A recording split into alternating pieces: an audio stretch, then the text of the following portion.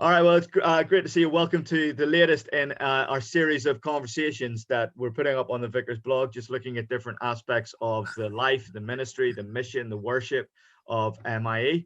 And it's great that we've got Eleanor Brindle with us. Eleanor is our youth minister here at MIE.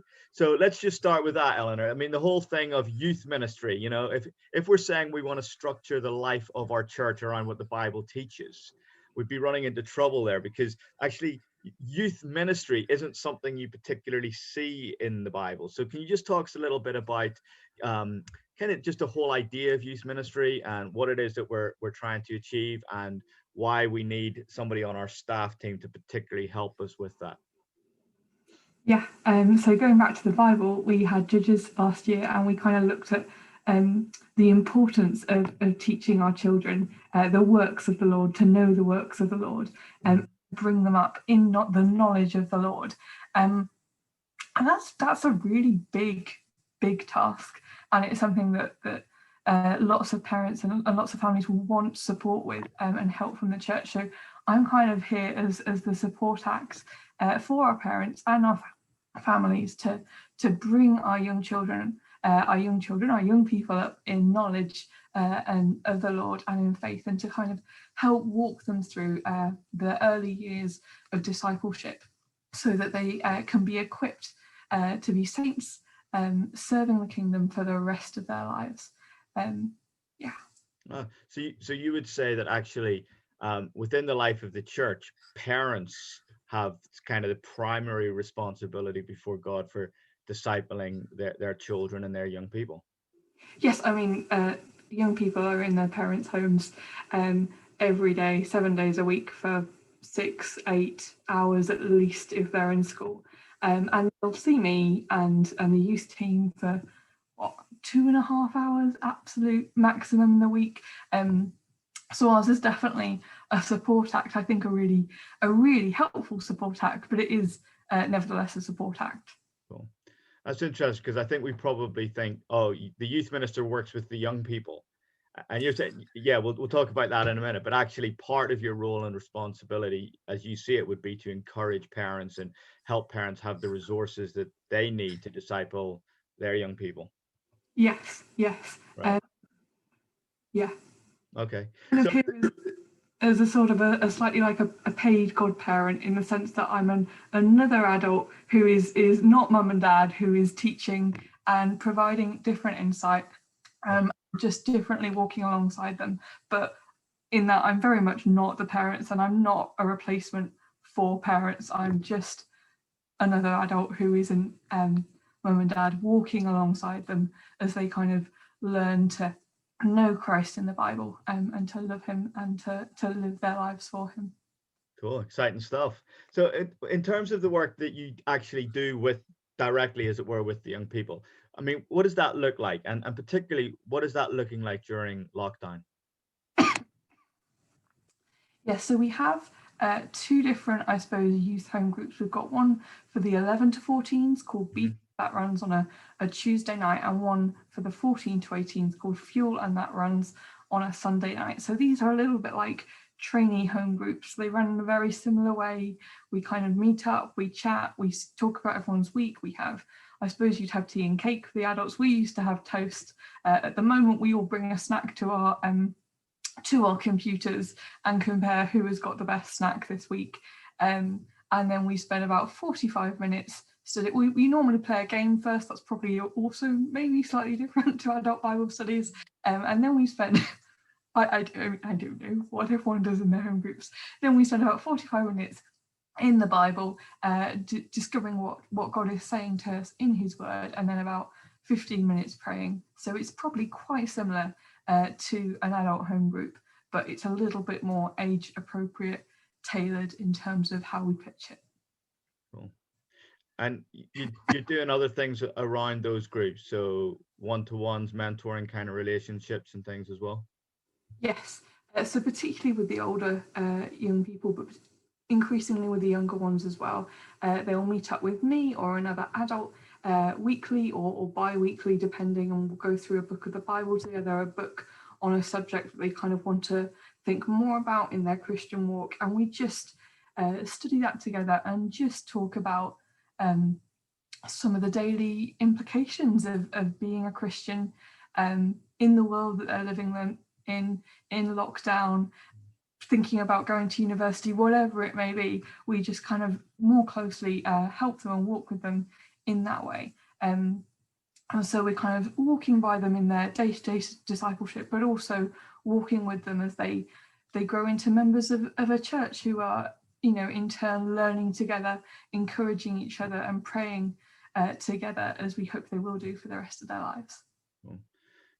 Normally that would happen in cafes and things, but obviously during lockdown that's all Zoom specific. And yeah. I mean, the other thing that you are wanting to see really develop when lockdown is over is kind of camps, summer camps and things like that. Do you want to just share us a little bit about that? Yes, so we've done camps in the past, and last year we were all set up to go to a camp called Contagious. Unfortunately got cancelled, and we kind of made up. We had Keswick online at church where we streamed Keswick, and we kind of came together a little bit like a holiday club. Everyone bought packed lunch every day, and camps are so valuable because generally we are living in the world, and we come to church on a Sunday and we spend time with other Christians on a Sunday or on a Tuesday night, and then they kind of go back out into the world and they're just figuring it out and living it and fighting all the battles day to day. And so a camp is a little bit like taking a potted plant, comparing the kids to potted plants, taking a potted plant and putting it in a greenhouse for a little bit and just giving it a little bit of a surplus of heat and light and everything that it needs to thrive. So we take them out of normal life for several days, for a week, and we just soak together in the Word. They have time, they have space to kind of take stock, reconsider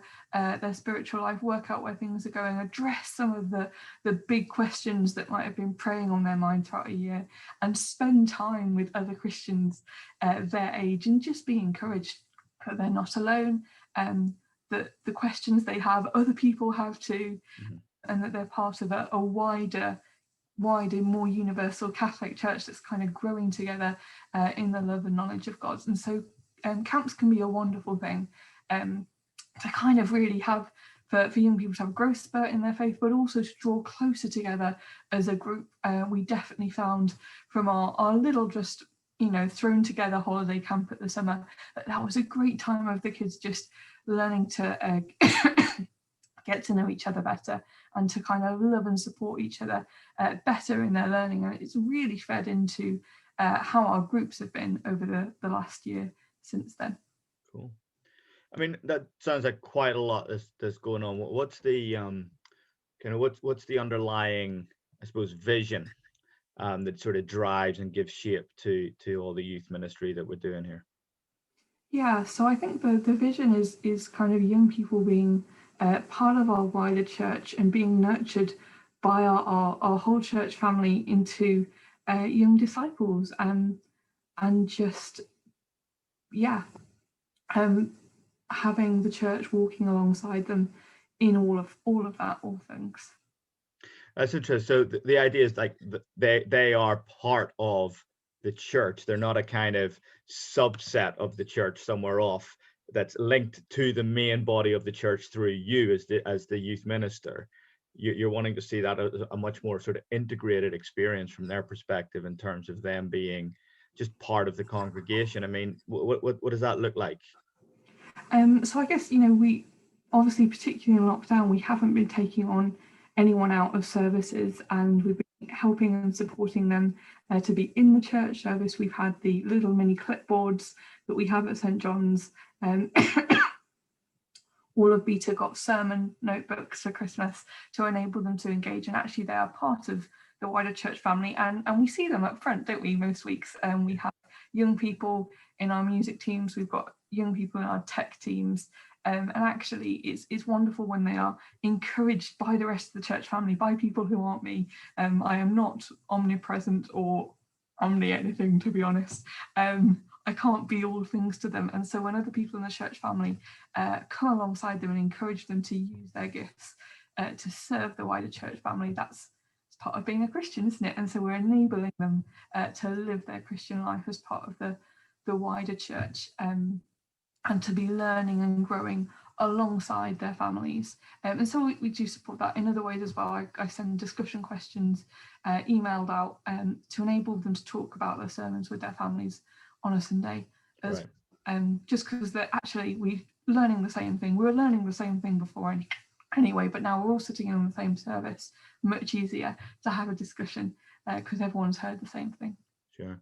That's interesting. You're talking about people coming alongside the young people. So that's not coming to you and asking you to sort out stuff for the young people. That's just actually, as a church, these are people who are growing up within the life of our church, and you're asking us to relate to them, as it were, in the same way as we would relate to anyone else.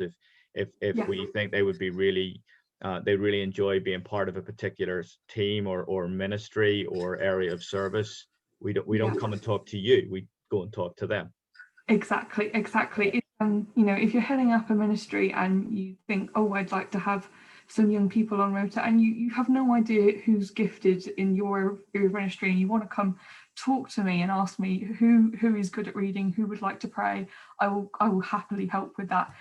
But yeah, they are as much as part of the church family as anyone else. So you don't need to come to me. Obviously, there are some things that will need parental permission, so go and talk to their parents maybe first before you approach them, and I would definitely encourage that. But yeah, you don't need to come to me to see if they want to be involved in anything. Definitely. Right. I mean, that's sort of thinking about how we can encourage and support young people in the church. Thinking of the youth ministry as a distinct area of church life for a moment, though. How as a church can we best support that ministry in our midst? I think it's often really simple as talking to the young people and asking them about what they're doing. We talk, obviously it's quite different at the moment. We can't talk to each other after a church service, but I think we can all be a little bit prone to just talking to people our own age. And actually, if I'm able to encourage the young people to go and ask an adult what it is that you heard in the service, or what is it that you've been learning this week, and adults are going and asking them, it just reinforces that we are all one big church family, as opposed to demographically separated groups that only interact with and encourage each other. There is nothing that can really replace that, just ongoing interest in the young people in our church. Because it's quite interesting. That's quite counterintuitive in a way, because there's quite a lot of I suppose thinking around this that would suggest that young people need their own sort of age specific activities, and they won't want to be part of the main church family, and I think we can often feel, as maybe older people, that young people wouldn't want me talking to them, they wouldn't be interested in me or having me spend time with them or anything. You're pushing back on that a little bit and saying, no, actually that's exactly what they want, that's exactly what they need, and that's really what church life is about. Yeah, most definitely. I mean, there's been quite a pushback against that kind of very kind of demographically cut off model lately, because actually we're realizing that what young people want from churches is to belong and to be part of a family, and to and have older people to look up to as well. I'm the youth minister, but I'm only about 10-15 years older than the young people. I don't have quite as much life experience to draw on. I can only tell them what I've learned from 15 more years of them of living the Christian life.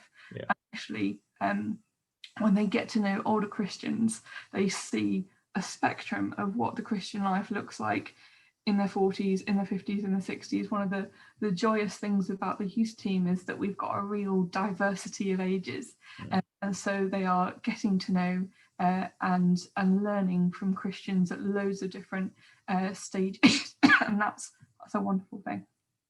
It's brilliant. I mean, like you've got me involved in some stuff on Sunday evenings with Fuel. I love being a part of that. It's really encouraging, actually, to see young people that, like, they're literally sitting there with the Bible, the text of the Bible in front of them, and they're really engaging with the scriptures and wrestling with making sure they can understand what this means, what it means to follow the God who has spoken to us in the scriptures and stuff. I mean, it is a really exciting area of MIE to be involved with. I mean, are you encouraged at the minute? I'm massively encouraged. It's it's so hard for them at the moment. They're doing school online. They're not able to see their friends. It's just exhausting. I think everyone's exhausted and Zoom fatigued, and no one more than the kids who are spending 5 or 6 hours at a laptop doing schoolwork. So if there was ever a time where I'd be expecting them to go, oh, do you know what? I'm too tired. I cannot spend another hour and a half on Zoom with Eleanor, playing games and doing a Bible study. I'm too tired. And, that would be understandable, but they are turning up every week and studying the Bible because they're taking learning from God and His Word and prayer really seriously. And that's just incredibly encouraging. And I think that kind of feeds into why intergenerational Christians is such an important thing. They don't come to church wanting it to be cool, wanting it to be fun, or they kind of know that church is not an entertainment for young people. Then they're not here because of that. They're here because they understand that we're a family of God and we do things differently to the rest of the world. We have different priorities, and actually connecting and belonging to a family that loves and worships God is why they're here, is why we're all here. And they're not different in that they want to benefit and enjoy God's family as much as we do. I mean, you mentioned young people praying there. How can we be praying for the young people and for the youth ministry? Yeah, so I mentioned schools and just kind of the slog of online schools. I know the teachers are finding that hard as well. So if you could just pray for them that they keep going at school. I know lots of them struggle with motivation. They're kind of often they're studying in their own rooms. They might have limited access to a laptop. Printing difficulties. There are so many things that make studying by yourself instead of in front of in a classroom so much harder. So if you could pray for them at school, and also just pray for the groups. It's it is hard to keep going Zoom every week, and they are doing so well. But if you could just pray that the groups are keep feeding into their spiritual life and meeting those needs and encouraging them, that would be wonderful. Brilliant. We'll do that. Eleanor, thank you so much. Thank you for what you're doing in the life of MIE. Thank you for what you're doing with our young people. It's amazing to watch this ministry growing and developing, and the young people growing and developing and just growing to be the men and women of God that they've been called to be in Christ. It's exciting stuff. Thank you.